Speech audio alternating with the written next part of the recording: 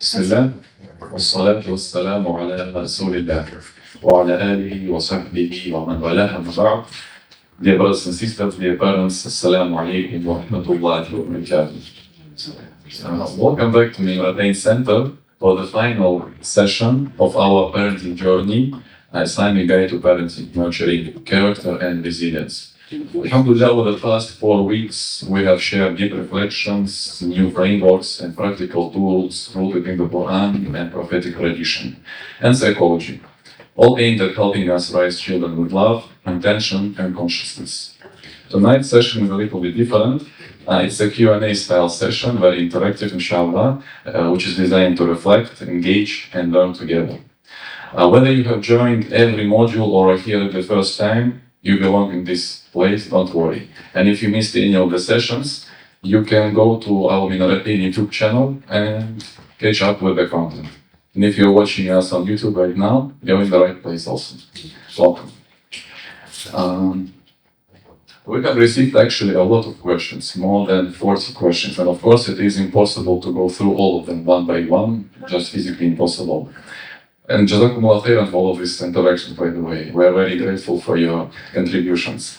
What we did is we grouped these questions into themes and also combined some of them into one because they cover the similar topics or very similar to each other. So by this, I wanted to say that if your specific question will not be answered, however, maybe by answering some other questions, we will get very, very close to answering your question. But this is just a limitation of time that we have today. So, without further ado, let's begin, not to waste any more time. I will start actually first with the top voted questions. And if you scan this QR code, you can go to the website and continue asking questions or upvoting already existing questions. And if your question is upvoted like a lot of times, we will see that it's relevant and we will ask it in the end of the session. So, the first most upvoted question, without any specific topic, is the next one. So our son always thoughts negatively and imagines things like breaking or drowning. Is this normal? How can we guide him toward more positive thinking? بسم الله الرحمن الرحيم الحمد لله وحده والصلاة والسلام على من لا نبي بعده رب اشرح لي صدري ويسر لي أمري واحلل عقدة من لساني يفقهوا قولي سبحانك لا علم لنا إلا ما علمتنا إنك أنت العليم الحكيم ربنا زدنا علما وعملا اللهم انفعنا بما علمتنا وعلمنا ما ينفعنا وزدنا في كلامك وجودك علما وعملا ربنا هب لنا من لدنك رحمة وهيئ لنا من أمرنا رشدا. Assalamu alaikum wa rahmatullahi wa barakatuh. Inshallah, jazakum khair for coming out on the 5th occasion for those who have been doing this continuously and repeatedly. I've seen a lot of familiar faces, mashallah, who have been with us for the entire journey. So, kudos to you, congratulations to you for being able to kind of squeeze out the time. I know that there are some that have been rotating with their spouses, one of them watching the children at home, and then the other spouse coming that's free and switching off. And so some people have been definitely waiting for this occasion to be able to ask their questions. And a lot of the modules, so far the 4 weeks that we went through, we didn't really get much of an opportunity to answer questions. And I mentioned to note them down just so we can ensure that we get through the content, especially due to the fact that some of the answers may get some of the questions may be answered by the coverage of the modules. So I figured it's best to wait all the way until the end. And then once you feel like, okay, I still have these burning questions that have not been adequately answered, then, here's the place to ask them. And so, alhamdulillah, Brother Abdul Kareem has done a thematic analysis, as studious as he is. He's a graduate student, mashallah, of the existing questions. Grouped them all. Some of them that were high votes that were ungrouped, he put them at the top. And here's the first one. But before I get into the questions, I would really highly encourage everybody really do go through and read the book to the best of your abilities. I know that it is quite long. It's a lot of literature. Some parts a little bit more drier than others, in the sense that it may could be including a lot of sort of information, so maybe information heavy in some portions of it, but slowly but surely, أخذ بعملي والله أدومها من القلة. So just little by little, if you read a little by little, inshallah, it will be helpful. And also try to do the activities as well so that you can kind of internalize it and make practically applicable to you and your circumstances and situation. That's really the design of the activities, is to make it applicable to you and your situation so that it doesn't end up being too vague in general. How can you take these things that we're talking about, apply them to your specific scenario and circumstances? Now coming to this issue of, I think that the question has to do with,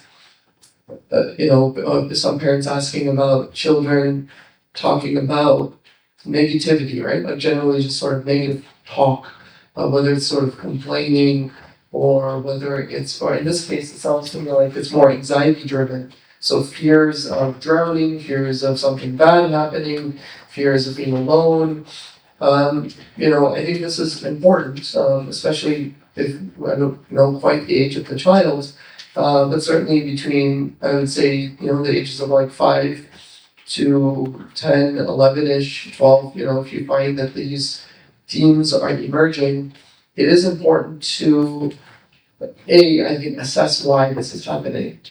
I think it's important to understand the source of why you're finding your child to be very neurotic, to be nervous, to be highly anxious. It may have to do with temperament. Neurotic children, that some children, they may be from the same families, but however, they're siblings, and one of them is very nervous while the other one is not. They're very concerned about change, very concerned and afraid of bad things happening, or being kind of thrown off course. If that's their temperament, then understand that that's part of their disposition. And it's important to help them gain awareness to the fact that they may be prone to being a little bit more anxious, so they understand and have some self-awareness of their own nature and tendency. Awareness, self-awareness is half the battle. Being aware of the fact that whether it's temperament or not, it's important to, the other source, if we're sort of assessing possibilities, could be family. Meaning if they could be essentially repeating and mimicking similar messages that they hear at home from their parents. So if one parent or two parents are highly anxious individuals, even though it may or may not be heritable genetically passed down to the child, they're hearing this language all the time. Whether it's anxiety provoking or whether it's ingratitude or whether it's a deficit model, like we like to call it, like individuals always talking about or complaining or never satisfied with what they have, they may be hearing parents say that, right? Like, why don't we have this, or this isn't good enough, or we need to do more of this, and this is not acceptable. And so they start to emulate and model the way that the parents operate. So that's the second possibility. The third possibility, again, this isn't a comprehensive sort of a coverage of all the possibilities, but a third possibility could be that there's something going on in the child's life, especially if it's not characteristic of that child. So if it's happening and it's unique, they don't typically operate this way, they seem to be more nervous than usual, right? Then those are circumstances when you really want to be paying attention to what's going on in that child's life and to consider that as alarm signals to draw further attention to help understand what are the circumstances in their lives that are carrying over to make them feel nervous overall. The last thing I'll say is a possibility is if there's a lot of inconsistency in their lives.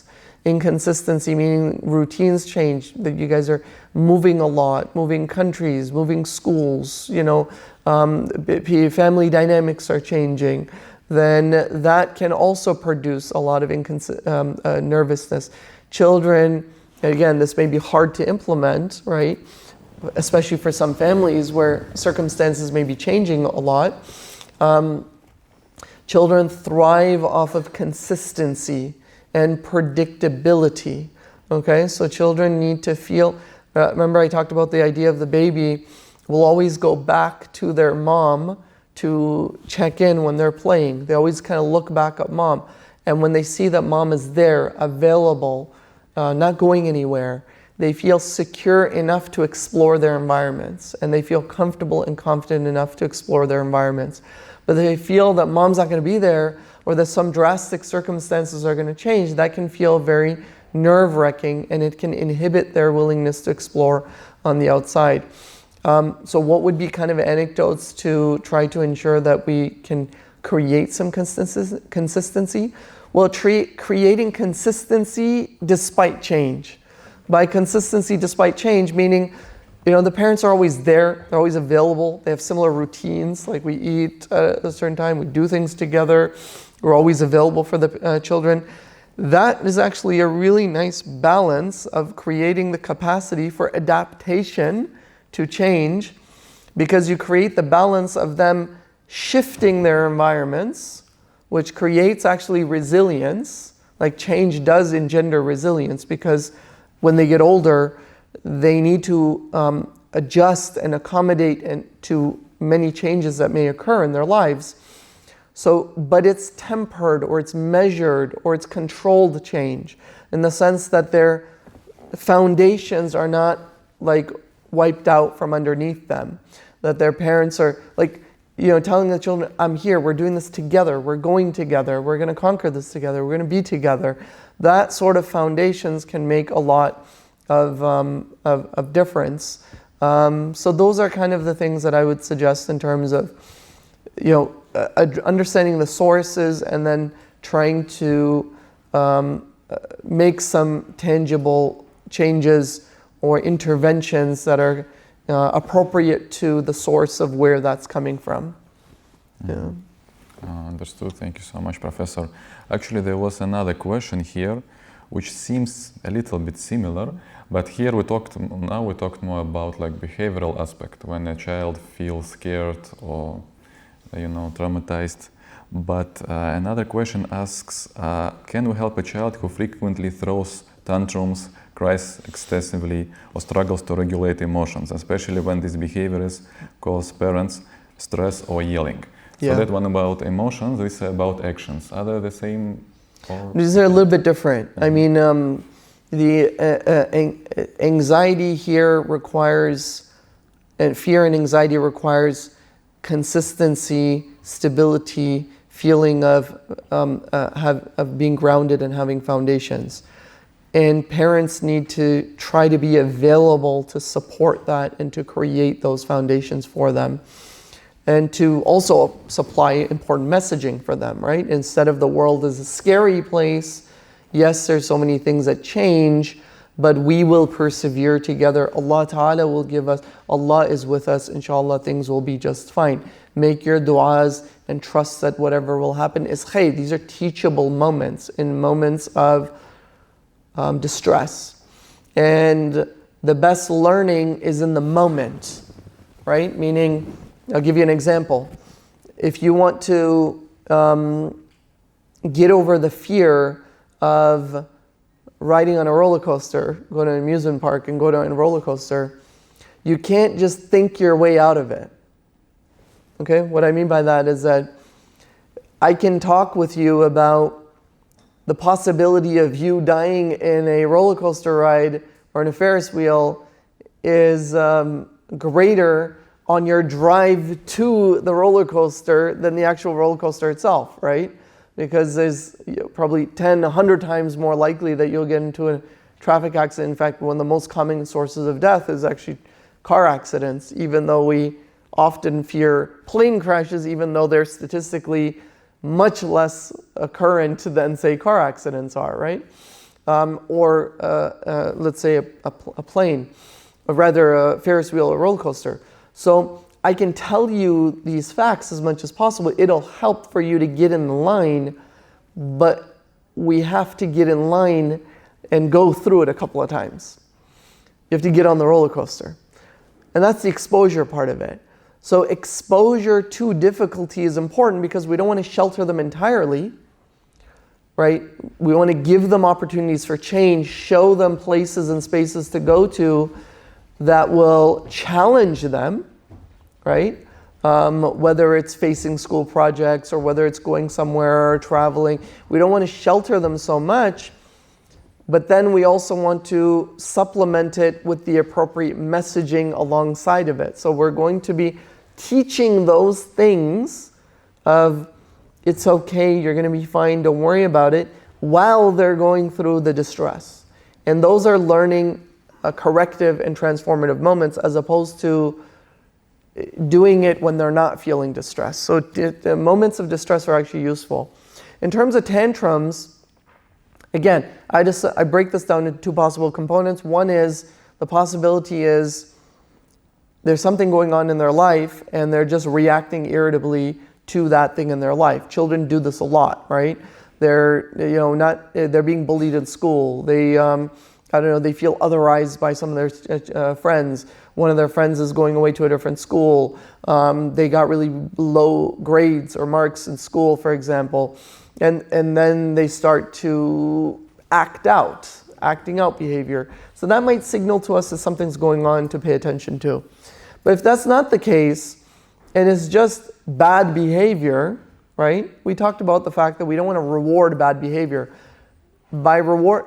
Even paying attention to bad behavior is a way of rewarding that behavior. So there needs to be consistency and what we call extinction. Extinction meaning that allow the tantrums to fizzle out, right? Meaning they're going to throw the tantrum, I want this. Like, think about the thing that seems reinforcing. Like, what continues the behavior? Like, they say, I want to eat this. And then they throw a tantrum to get that. And then if you give in, you rewarded the tantrum. So that repeats the tantrum over and over again. Because they just learned that in order to get this, I have to throw a tantrum for X number of minutes. Or I want to buy this, or I want to get on the screen, or I want to get on TV or phone, or go out. And then you just repeatedly, and the moment that you give in is the moment that they win that battle, so to speak, and then they learn that this is the right amount of frequency to perform. Extinction means just letting it fizzle out, meaning regardless of what you do, you're not going to get this thing. Right? The rule is the rule, irrespective of how bad I feel for you or how bad you throw the tantrum. Naturally, it just fizzles out. Like, think about it. Throwing tantrums is not pleasant for the child either. They're like hurting themselves, laying on the floor. They're turning red. They're exhausted. Their throat hurts if they're yelling. And you may even reflect that back to them. Is this fun for you? Like, why are you subjugating yourself to this pain? It's not really going to go anywhere. Eventually, it just fizzles out. Like, it's called extinction. The behavior will extinguish itself. Again, remember we talked about debriefing afterwards. Then debrief, come and sit them down and say, hey, come here, have a seat with me after you've calmed down. I want you to go to your room. You can go ahead and throw your tantrum in your room. Close the door behind you. Ensure that so that you're not disrupting everybody else in what you're doing. And then let's have a conversation. We sit down, we have a conversation, we debrief. How was that helpful? Did it lead to anything? How can we learn to self-regulate in those moments? What do you think would have been the right way of responding to that situation? I understand that you're upset, and this is difficult for you. That's the emotional validation. I understand you're upset. I understand this is painful. But here is why it's not a good idea. And having a debriefing opportunity with the child while you validate and understand where they're coming from and redirect them to a new behavior. And finally, and if appropriate, depends. It doesn't have to be. It might be, okay, well, there's no consequence for this now. But you say, but you know what? You broke your sister's toy in the meantime. And there will be a consequence for that. We have to learn that whenever we do certain things and we cause negative events to occur to others or those around us, there will be punishable consequences. Here's a consequence. And so here's how you can make it up. Here's what you need to do. Maybe you need to go and give this up for a week, or you need to give this to your sister, or you need to do X. And then it really will just start to cut out the poor behavior, because they know this is definitely not useful and worth it for me, because it doesn't help me get what I want, and it leads me to a potential consequence which is not pleasant. And then obviously their reprogramming is going to help them regulate in the moments, because those messages will stay with them the next time they feel that level of distress. Mm-hmm. Okay, interesting and very comprehensive answer. Thank you, Professor. Actually, I believe it answered most of the questions in the topic of emotional and behavioral challenges. Yes, let's go. However, there is one question still in this topic which adds an interesting parameter to this whole discussion. The question is as follows: what can we do for very active or chaotic children who struggle with focus and show signs of ADHD? Does this change anything? Yeah. Well, we have to distinguish between true ADHD and just general sort of high levels of energy. I mean, I would say definitely try to redirect that behavior in the beginning. Try to channel their energy into productive utilizations of behavior. So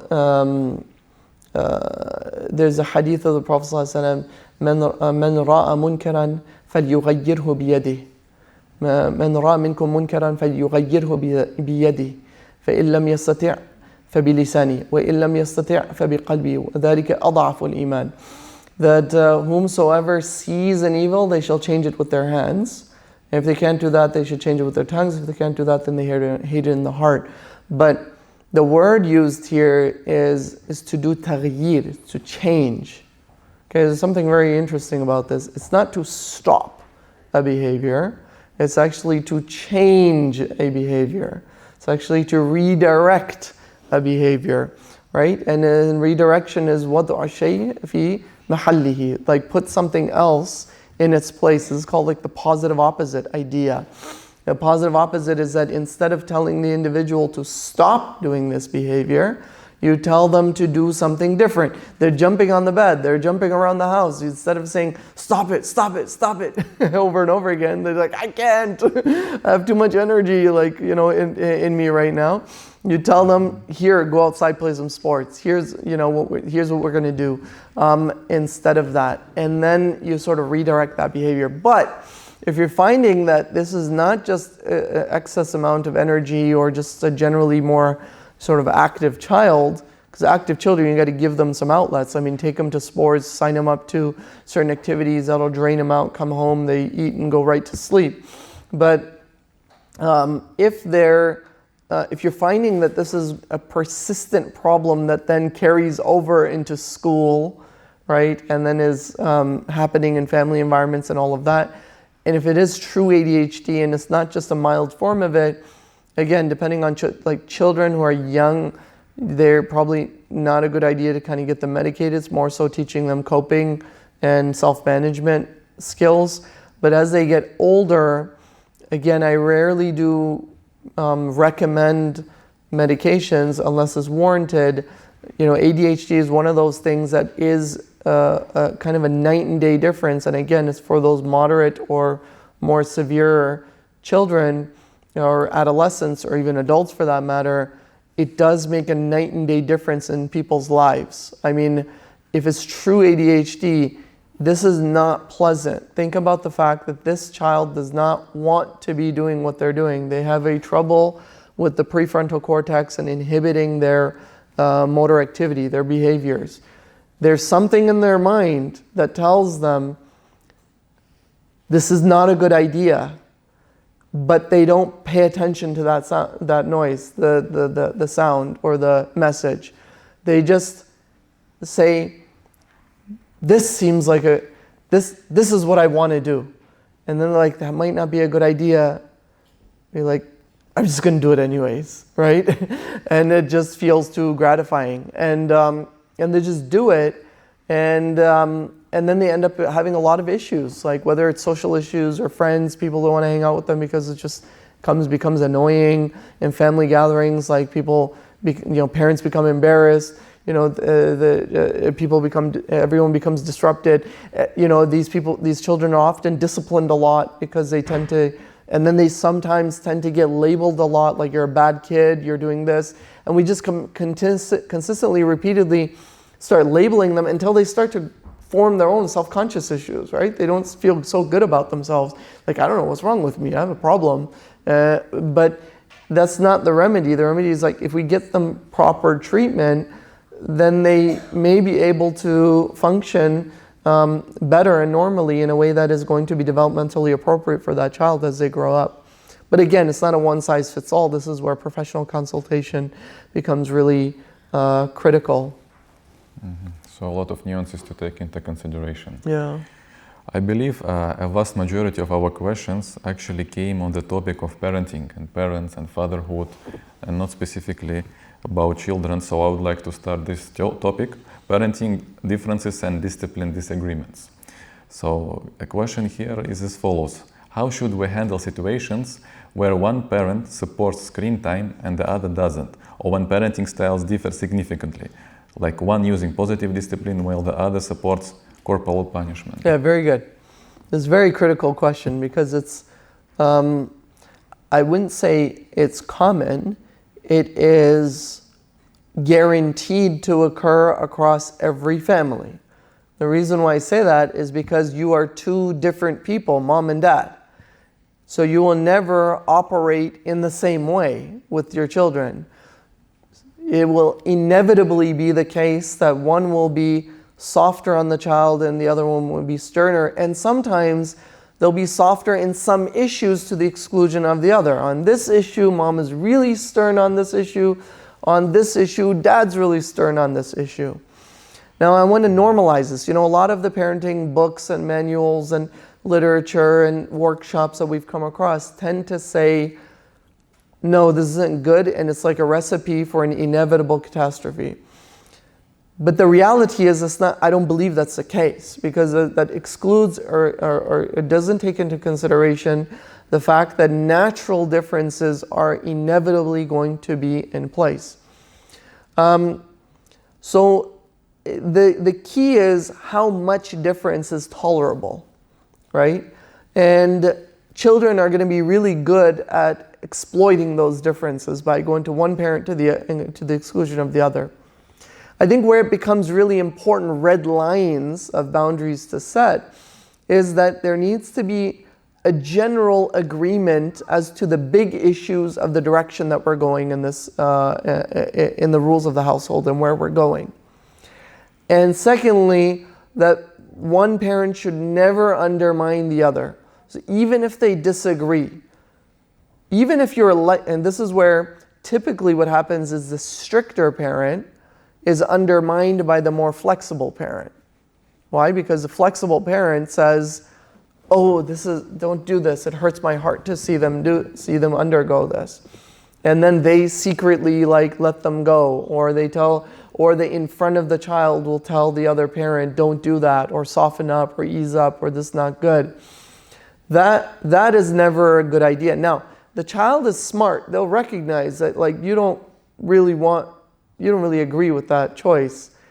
But the key is, do you support it or not?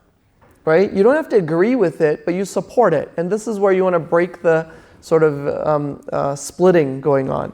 So you say, hey, look, your mom has a really important rationale as to what she's trying to do with you and for you to understand. If you know you're not supposed to do that, as strict as it may seem, why would you do it? Right? So the supportive parent may be able to empathize with the child a little bit more. Say, I can feel your pain. However, you're kind of getting yourself into this situation over and over again, right? As opposed to ease up parent, how can I help that child to understand the rationale and the course of behavior and conduct that they need to do in order to not find themselves in trouble? So this becomes important as a learned characteristic for later on. Imagine they go to work and they have a pretty strict employer. Do you control the rules of the employment setting and the employer? You don't. And you're probably not going to like the vast majority of employment settings, natural. We don't agree 100% with all the rules in a workplace. It's just the natural human nature. We don't control it. Somebody else's rules, right? So we have to abide by them. But if you're always frustrated, thinking that it's the employer's fault for everything, you miss the opportunity of figuring out how to cope with and deal with the circumstances that you don't control. It may seem too strict or things that you don't accept or like, but the key is, are you going to be burning out of resentment and always upset and frustrated at work and picking fights and tantrums and issues until you get fired and you're switching jobs over and over again, or you're unable to work satisfactorily in a particular work setting? Or are you going to learn to deal with scenarios that you don't really like but have to manage? That's what we're teaching that child. We're teaching the child that there is a set of rules in this environment. You don't always have to like them. And guess what? This even extends to religion. You know what? There are certain things that we maybe really like, and other things are easy to let go of. They're haram and we don't really care for them. But then there are some things that are haram that we would like to have, right? But we know that is haram and we shouldn't, right? You don't have to like it. It's not about liking it. It's about complying with it, right? It's about being able to appreciate that these rules are in place for a particular reason, and even if you don't like them, you have to abide by them, right? And so that's kind of what we're really trying to teach our children by ensuring that there's consistency. Consistent messaging needs to be very important. If you disagree, that's natural as parents, but then you need to sit with each other to then, if you disagree with the way that some conduct is happening, always keep in mind that that parent, it's their child too. Now, again, if one parent is like some sort of crazy abusive parent, that's a different issue. There needs a special intervention. There is a protection issue, a safety issue. That parent doesn't have maybe the best interest of the child in mind. But generally, for the most part, outside of exceptional scenarios, most parents are interested in the well-being of their children, and they have good interests in mind and intentions when they're dealing with their children. Consider it's their child too. They care about that child, and they have stakes involved in ensuring that that child has a good outcome as well. So don't let my difference of the way I would do it interfere with my ability to appreciate that they have a different style of doing it. So you may not agree, and it may burn to see that in the moment, but later on is when you come and approach them and you say, hey, I think that was overly harsh. Or I think that really wouldn't have, or I didn't like that. I wish that you would have actually consulted with me and we would have come up with a resolution instead of you taking kind of sort of the decision to do this in the moment. There is an opportunity for us to come back and have a conversation, but that shouldn't be in front of the children. Those differences shouldn't really be exploited in front of the children. Children need to know that this hierarchy between the two parents is maintained and the respect is maintained on both fronts, inshallah. Mm-hmm. Understood, thank you. I would like to continue the topic of parenting, and I have made an interesting observation in our questions that most of them are concerned about, the misbehaviors and bad parental practices from the father's side. I'm not sure whether in our society fathers are worse parents than mothers, or most of the questions were asked by mothers. But nonetheless, so the question goes like this: how do we support children who live with a father who uses harsh methods, hitting, shaming, yelling, or comparing as discipline? Yeah, I mean, some of which I just discussed, and it can happen both, right? Whether it's harsh fathering or harsh mothering, both scenarios could be the case. I mean, in my personal experience, my wife is more of the disciplinarian, and she's much more stricter than I am, in fact, in the household. So I have a lot more difficult time having to support her. And she's, mashallah, does an excellent job in maintaining the sort of consistency of a disciplined household our children, mashallah, they even appreciate it because now they grow up and they look at these other children, and sometimes when they're acting out, they're like, that's so embarrassing the way that they're acting. I'm so appreciative of the fact that we had a strict kind of household to follow. Excuse me.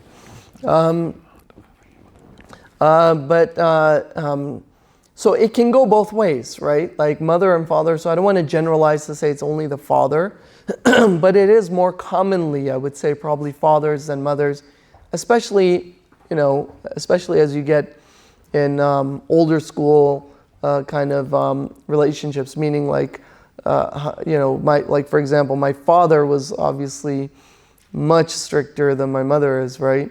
If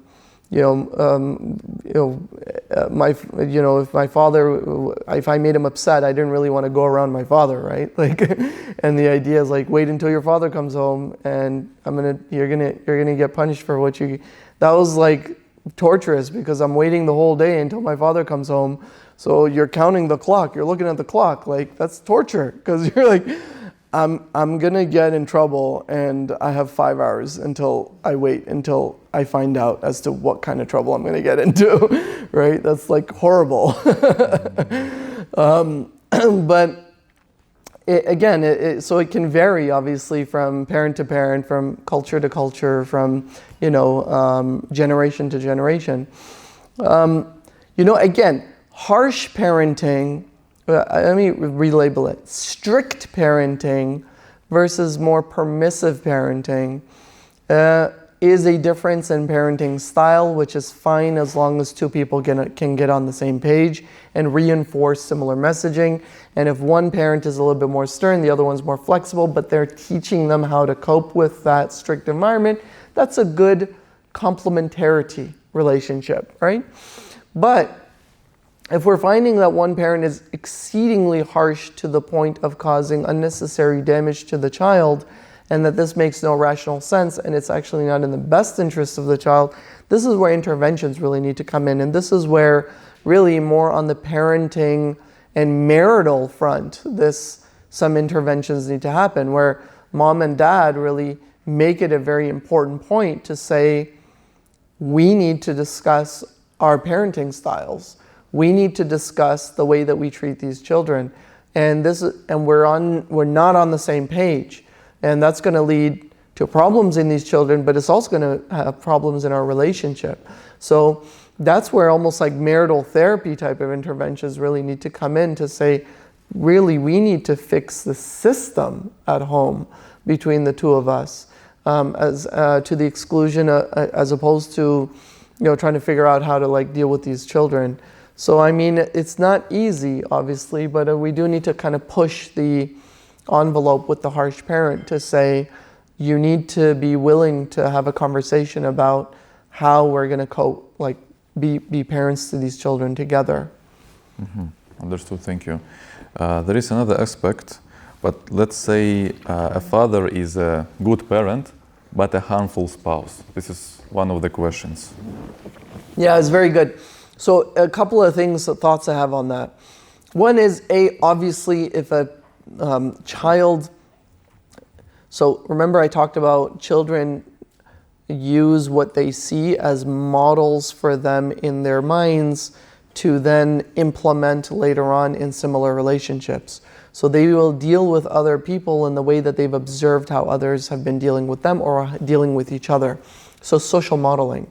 So they may treat their spouse the way that they're seeing their father treat their mother, or vice versa. And that's not good practice, of course. So if they're not a good spouse, again, marital therapy becomes really important for this reason. But then on the other hand, it's also important to consider that,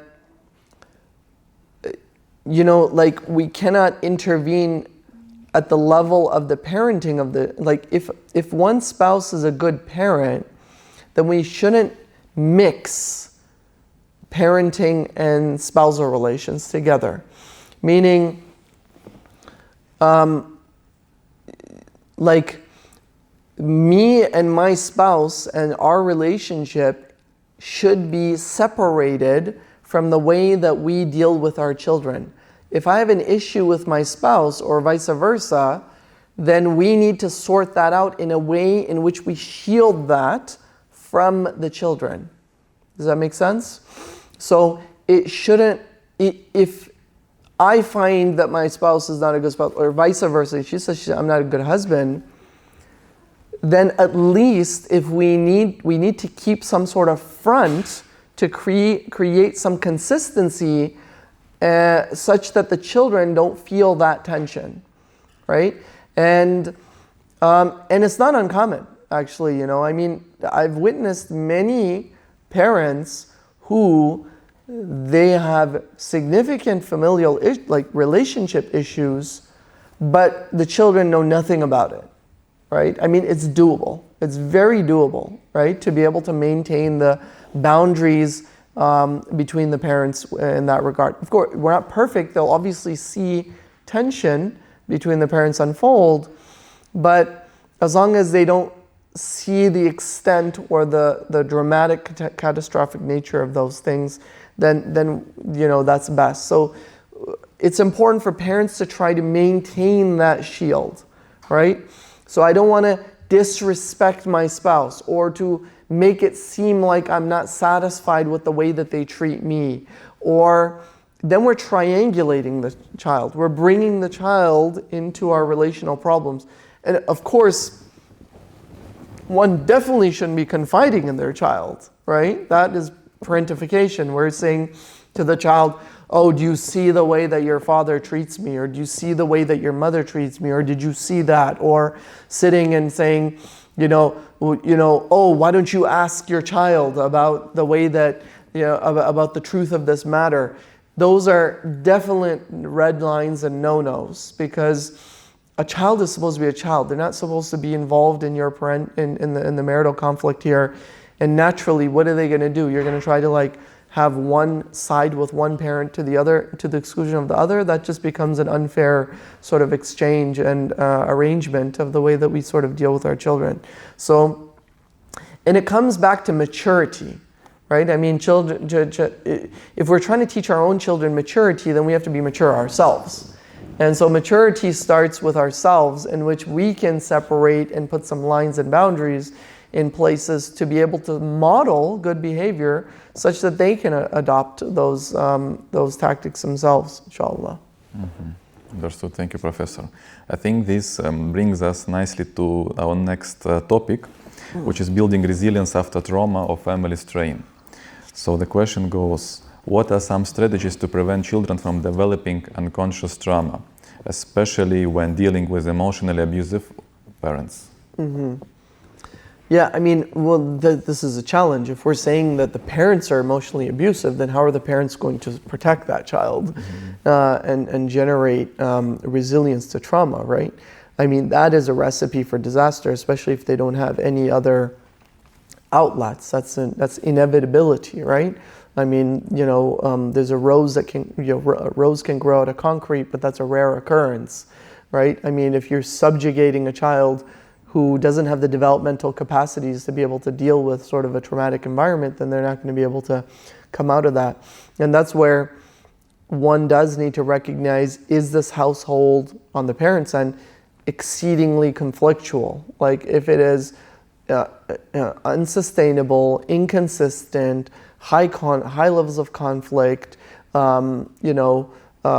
neglect and inability to be able to care for them, then extreme circumstances lead to extreme measures. And this is where extreme interventions maybe need to sort of take place in order to kind of put an end to this. Again, I'm always the last advocate of a divorce or separation, but separation for a period of time can be a useful thing, especially if you have supportive extended family, because of the fact that, look, separation and divorce generally is a bad thing for children. It doesn't lead to good outcomes. It increases the likelihood of psychological maladjustment, increases mental health disorders, increases the likelihood of them being divorced, increases relational problems, increases self-concept issues. There's just a whole, even health issues, right? It's actually a risk, again, under the ACE, remember the ACE, adverse childhood experiences we talked about? Parental separation is one of them, okay? So it's actually a source of potential trauma. And remember we said 4 or 5 or more ACEs has substantial effects on the well-being of children, of adults later on. But that's contingent upon,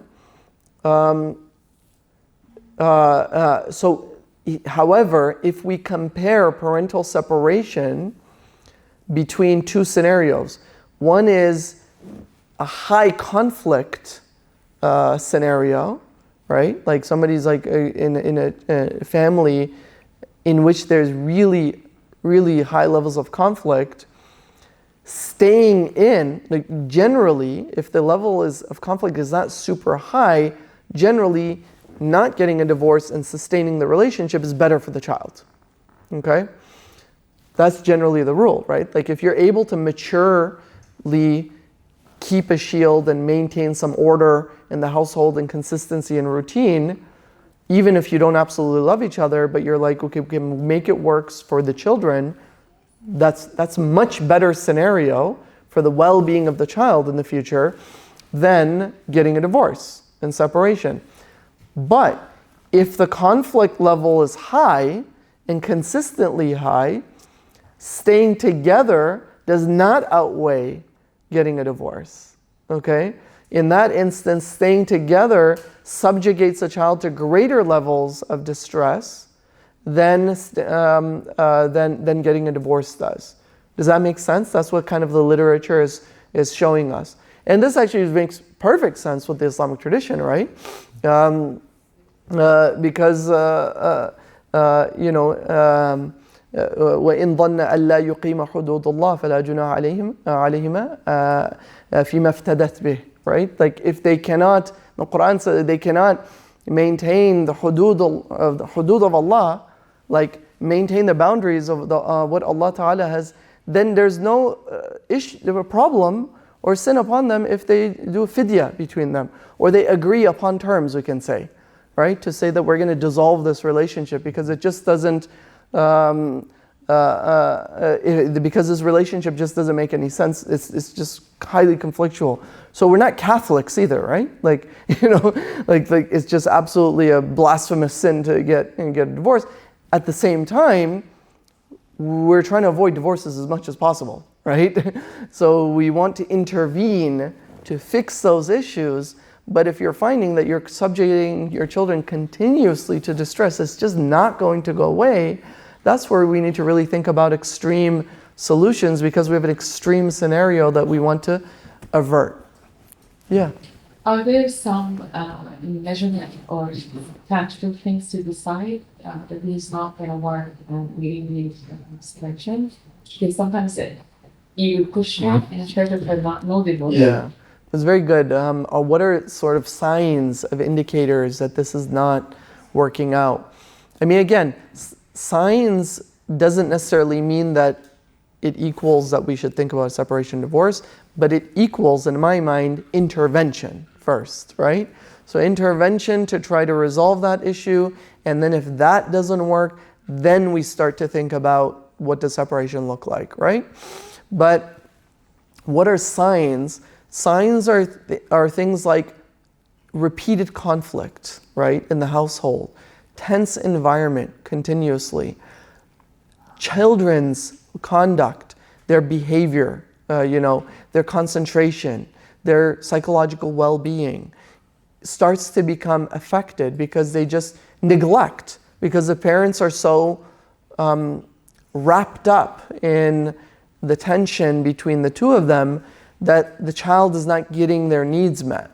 Either they're fighting over who's going to give the child what they need, or you start to see symptoms in the child as well. And that's when we're seeing this is having an adverse effect on this child who's,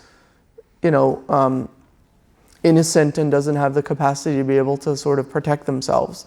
The protectors of the child are serving as sources of harm for the child, right? Thank you, Professor. I believe that this answered most of the questions in the parenting part of the session. And if you have any like further qualifications, you can. We will open the floor for the Q&A in the end. Maybe we'll give 5 minutes to that. However, let's move forward to another topic, which is also very popular with our guests and parents. So it is about spiritual growth, doubt, and Islamic identity. So the question goes like this: can we offer our children strong faith if we don't give them space to question or even a doubt? And how do we hold that space responsibly? Faith and doubt. This is very good. Mm-hmm. So actually what we find that even psychologically, what generates a strong sense of belief in something that holds across time is whenever we teach somebody something and then we give them possible counter arguments. Okay? So the possible counter arguments are then presented to the child or the adult even. This is also the case in the case of adults. Whenever you're learning something, you're saying the counter argument or the counter perspectives or counter criticisms of this are the following. And then you provide a substantial response to those criticisms, then it tends to hold the firmness of that particular belief across time. Okay, this is kind of just the psychological nature of human beings. Why? Because A, they're not shocked by that exposure later on, right? So somebody comes and says, here's an argument for X. And so you've already sort of subverted or gotten ahead of those possible issues. The other issue is, so on the one part, it's on the part of the parents to actually tell the children this. And then secondly, it's on the part of allowing children to be able to verbalize even doubts that they may have to you in the context of learning. Remember, mentioning kufr is not kufr itself, right? Because one is doing so in the interest of understanding and learning. So if a thought or issue comes up, you mention it so that you may learn. I actually have a funny story associated with this. My son, when he was 8 or 9 years old, we used to live in we lived in a neighborhood where it was predominantly non-Muslims, even though, Muslims were largely in the area, but our immediate neighborhood were not Muslim. And then he had 2 friends that were our neighbors. They were brothers. And they used to play together. And did I tell this story before? I don't think I told this story. So, and so what happened was that one day my son came home and he said, I have a question for you, but I'm a little nervous to ask you because I feel like a Muslim shouldn't be thinking this way, and I feel like you'll get mad if I ask you this question. Mm-hmm. I said, what is it? And he said, no, but you have to promise you're not going to get mad. And I said, no, if you have concerns in your mind, it's important to be able to articulate them so that we can discuss them together. No, I wouldn't be mad if you feel like there's things in your mind that a Muslim shouldn't be thinking. He said, okay. So here's my question. He says, I grew up in this household, right? And you guys are, you and mom are Muslim. Yes. And you've been teaching me Islam my whole life. And I don't know any better. So I'm Muslim because you told me that Islam is true and that I should practice Islam. Fair enough, yes. But Cameron and Evan, my friends, they grew up in a Christian household and their parents told them that Christianity is right and they don't know any better and they say Christianity is what's correct. And so, which is true? And how do I know that I'm just following a religion because you told me it's true, but their religion could be true, right? And I was like, it's a really good question. And he was like, oh, you're not mad? I said, no. He said, well, it's a really good question. It's very fair, right? So how do we know what's true? Because there's two different claims of the same thing going on, or opposite claims of the same truth, right? And so I said, let's talk through this together. Let's talk about the idea of a God, right? You know, and so we start having this conversation. We're all created, right? We look at a creation all around us. We make things. Human beings made this cup. Human beings made this table. What did they make this table for? They made it for this. They made it for this. So then, this indicates that there's a creator. Can we agree on that? That there's got to be some creator. And if a creator made something, just like a human being, there's got to be a function to it. It's so intelligent, so much complicated design goes into it. There's got to be some purpose to it. Yeah, there's some purpose to it. And that they should be really omnipotent, more powerful than the creation, that they should have so much power and that they should be unlimited in their ability to continue to create, because, you know, then it would be a problem, right? And so we start talking through this, and he's like, yeah. So then do you think it would make sense for this unlimited creator to make and then turn himself into creation and be limited, but then also be a father, like call himself a father and a son at the same? So we start talking about this idea. And he's like, no, that doesn't make sense. He's like, now I get it. And he goes, now I really believe that Islam is the truth. And I said, Alhamdulillah. And then the next day he's playing with his friends, Cameron Irvin. And I don't know if he brought it up, somehow the conversation gets into religion. And they say, you know, or they say something like, oh, Jesus Christ, or something like that. And he's like, no, you know, astaghfirullah, like Jesus is a prophet, just like other prophets, but he's not God. And then they're like, no, he's God.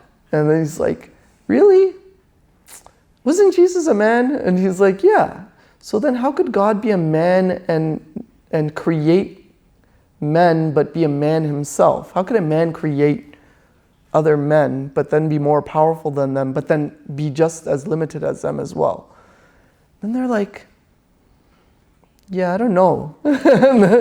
and then he says, they asked him, he said, well, so what would happen to us if we believe that Jesus is God? I mean, what do you think, Yusuf? What do you think would happen to us? You're going to go to hell. You know, that's the biggest sin, to lie against God, right? Like, God wants you to do what he wants you to do, and you're sort of making a claim that his prophet is God. And then he's like, and they're like, oh, And then he says, well, I don't want to go to hell. He says, well, yeah, so you should become Muslim. And he said, okay. He's like, that's it. I'm Muslim from now on. And then his little brother looks at him and he says, you're a Muslim? He said, yeah. He said, I don't want to go to hell alone. So he's like, I'm going to become Muslim also.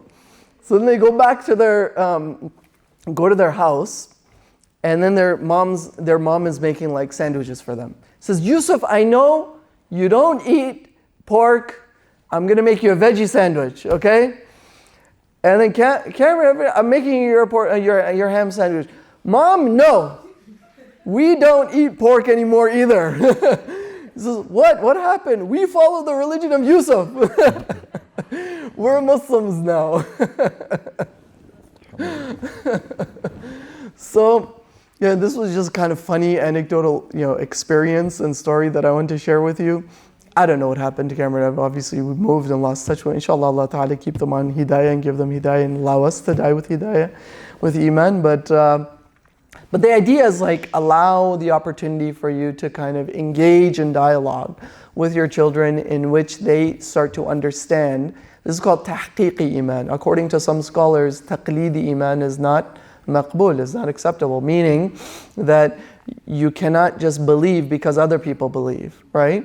Or your parents believed. You have to have a reason for belief yourself. So you have to actually believe for your own very reasons to know that I actually truly believe that Islam is true. And so we're not like the,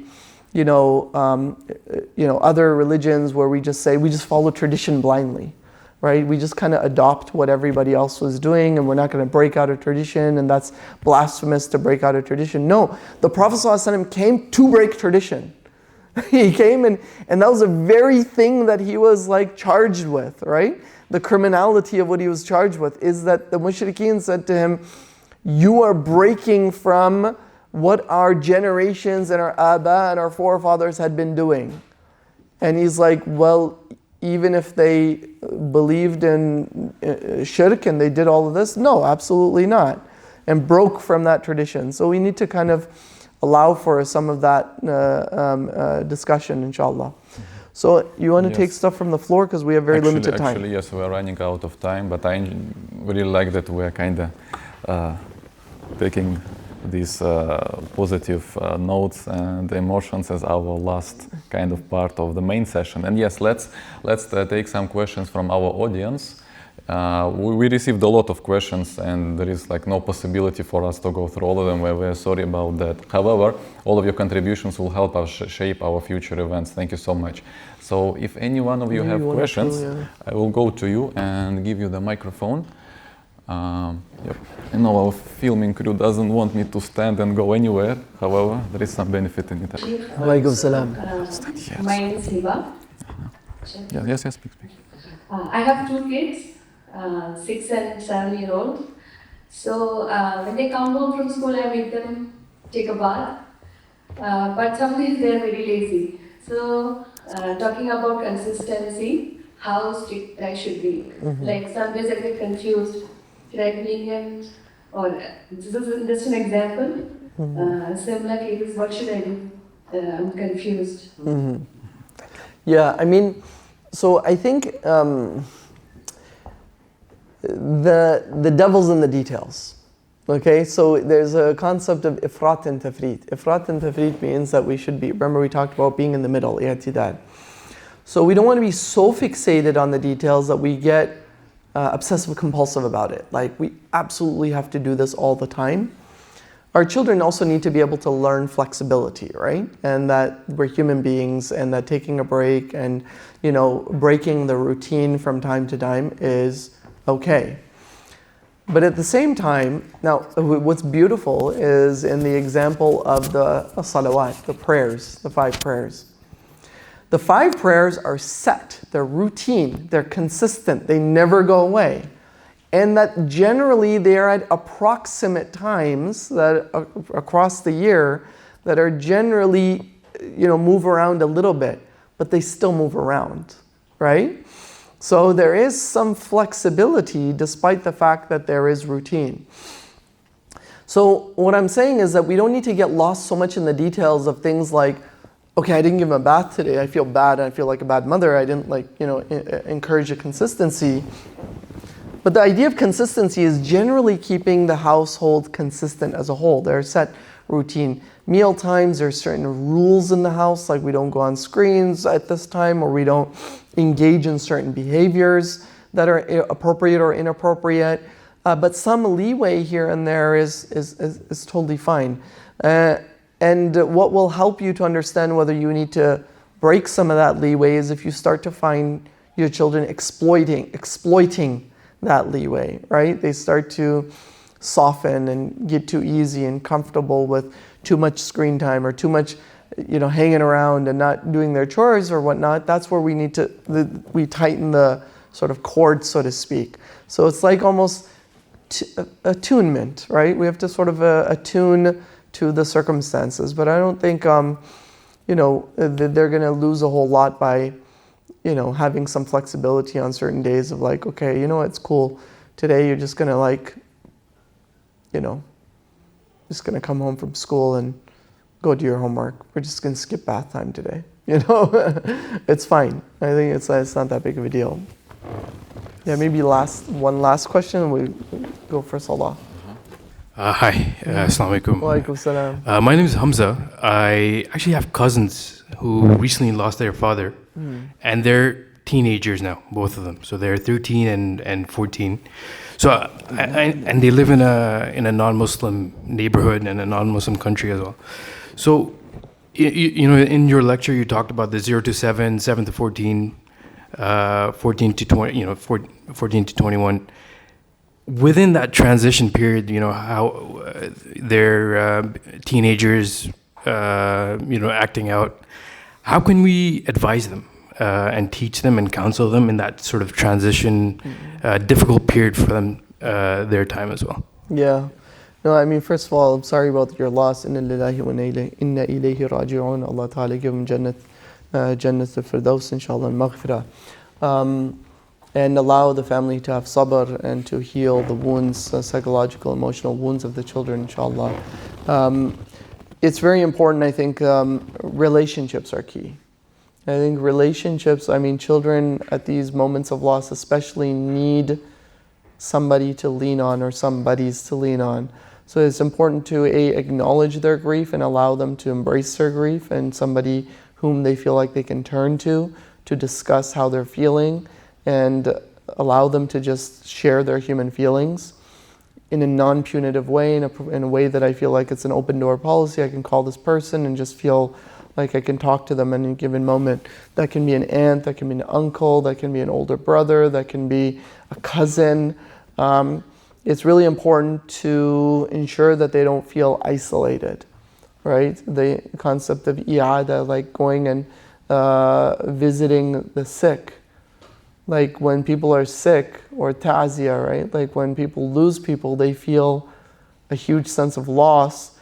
It can feel like a really isolating experience. But when you have people around you that show you in times of need that they care for you and that they're there for you and that they love you and that they support you, that you have people to turn to, it can really mean a lot for people in moments of extreme despair.